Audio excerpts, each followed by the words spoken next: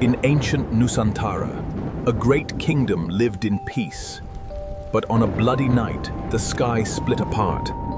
The king saw the sign of destruction, and a chosen baby was born with a fire symbol on his chest. His name was Bara. This child is not an ordinary child.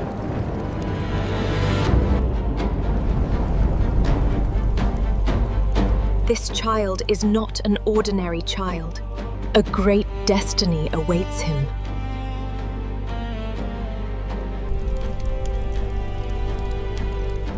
He is the heir to the heavens. Protect him! Live on, my son! When Ranga was still a child, the Shadow Kingdom's army came to destroy everything. Fire engulfed the palace, and the king died protecting his son.